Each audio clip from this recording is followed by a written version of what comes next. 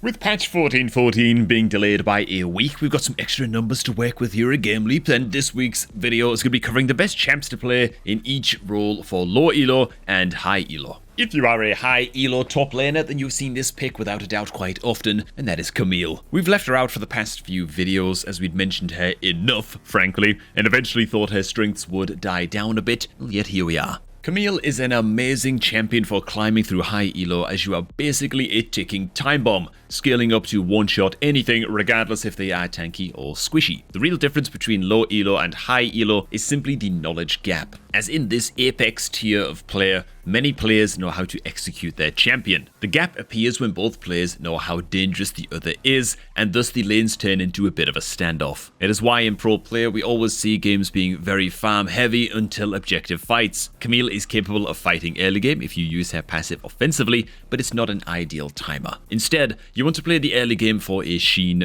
base, and then fight occasionally until you hit 2 or 3 items. From here, you are simply a split push demon that can flank the enemies into one-tapping their carries. The sky is the limit with this champ, as long as you ban Poppy and Jax. In lower elos, who else could we possibly recommend but Garen, as this champion simply allows you to turn your brain off and literally spin to win. Garen's weakness is his early game, as you are a very basic champion to understand. You Q when you walk up, if you hit the Q, you spin, and you hope to outdamage your opponent. In most cases, you will not do this successfully before your first base. Getting to Berserker's Greaves is the turning point for a Garen player. Take the first few waves slow and farm up to that 1100 gold, and upon purchasing the tier 2 boots, you can finally dish out a decent chunk of damage with your combo. This is because with the 35% attack speed, you spin more, and with the movement speed, you can easily stick to your target. All you're gonna do from there is get to Stridebreaker, Phantom Dancer, and eventually Infinity Edge, and you are set to hard carry a game. Not much else to say other than make sure to ban Camille, as she is your hardest counter. Next up, if you haven't already signed up to Gameleap,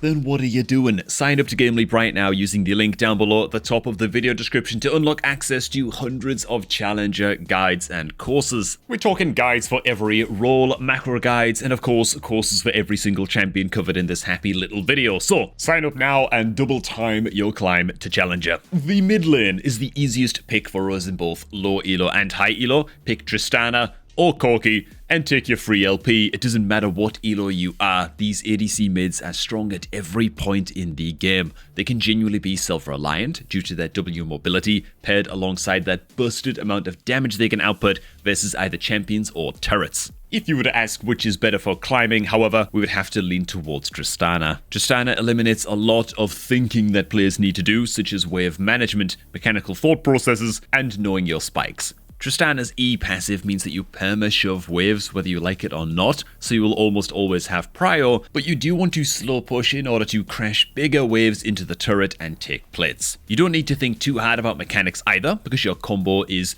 jump in, press E, and auto until the E pops. In most cases versus squishies, that is enough damage to win a trade and sometimes get a kill. Genuinely, you are a ranged stat stick that can gap close at will. As for knowing your spikes, you are strong at basically every point in the game, whether it's level 1 to 3, Doran's Blade start, or 3 items, and you're an ADC that builds crit. Naturally, the power just kinda comes to you, but because Tristana has such high base damage and gap close, you can throw all of the thinking out of the window and just fight. We can only hope that next patch, Tristana bids the mid lane farewell. Moving on to ADC. For high elo, Ashe has been holding her place at the top now for a while with her utility against immobile targets and damage if you opt into the crit build. Not many ADCs are willing to play Ashe, as she is viewed as boring and not a traditional hard carry like Jinx, but in high elo, a lot of players still refuse to draft properly for the comp, and usually you are either missing a tank or engage. While the idea of a tank Ashe is pretty hilarious, let's not open Pandora's box. What you do cover is engage, as Ashe R is on an extremely low cooldown, and a few good arrows can win you the game. Ashe can work with any support, whether it is mage,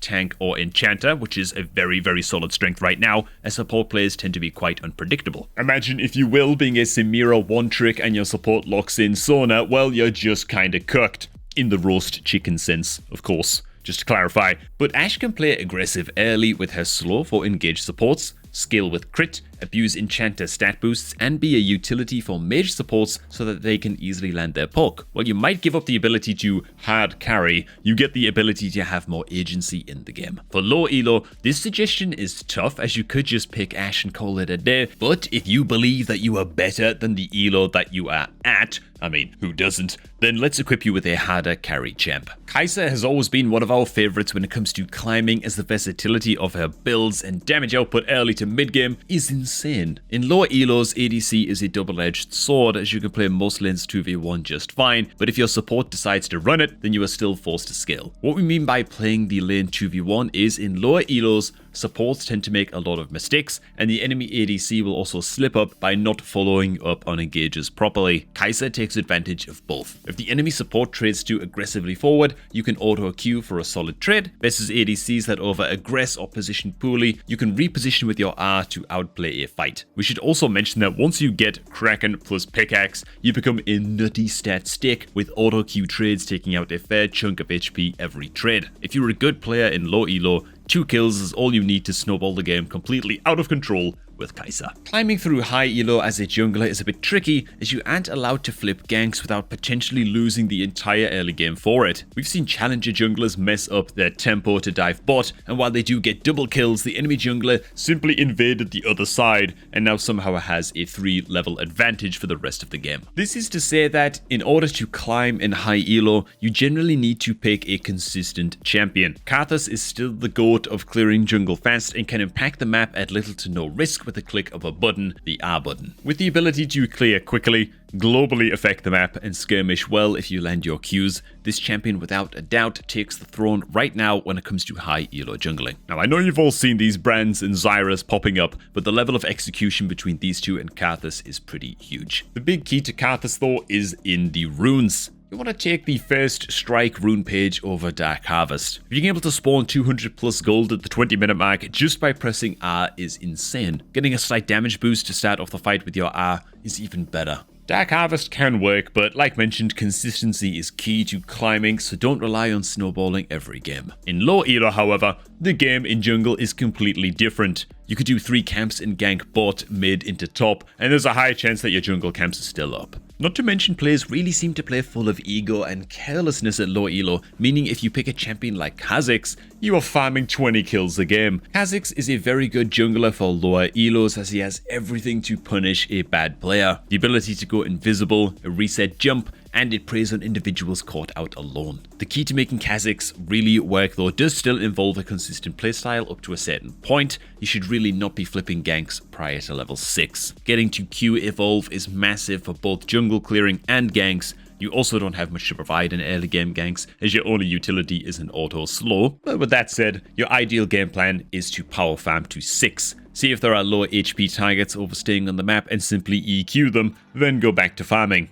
Once you hit 6 and have a deck or a full-on lethality item, you can look for objectives as you shred Dragon with Evo Q, or sit behind enemy lines to cheese a few kills. Remember to keep farming though if nothing on the map is gankable. Level 16 with 3 upgrades is the true end goal after all. For high elo and low elo supports, frankly we are tired of suggesting all of these different champs and playstyles. A lot of supports are very matchup dependent, with a few outliers that fit into every comp like Nautilus, Lulu, but then even they can get hard counted. Nautilus can lose his early game pressure to a counterpick Braum that nullifies any and almost all engages, and Lulu loses to mages and hook champions that outburst her shielding capabilities. That being said, just pick Blitzcrank. It's good almost every time. Blind pick, who's gonna counter you? A goddamn Leona? Just pull her in and have your team poker to get her low, and now she's useless and can't do her job. You think that a Janna is gonna keep you at bay, get boosted swiftness and press W to gap close? The only real counter to Blitzcrank is genuinely a team of all tanks, which at that point the enemy team has no damage, and so you should just win by default comp diff. So there you have it. Have a wrinkly brain